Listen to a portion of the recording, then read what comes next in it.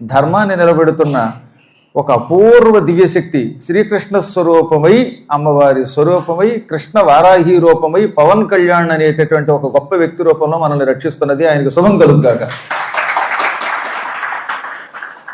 ఇలాంటప్పుడు ఎవరన్నా ధర్మాన్ని సంస్థాపన చేయడానికి ప్రయత్నిస్తున్నప్పుడు వాళ్ళకి శుభం కలగాలని కోరుకోవాల్సింది. ఎందుకో తెలుసా? ఓ పక్కన తమిళనాడులో స్టాలిన్ వాళ్ళ కొడుకులు వీళ్ళంతా సనాతన ధర్మాన్ని నాశనం చేయడానికి ఓ దుష్ట శక్తులు మొదలయ్యాయి.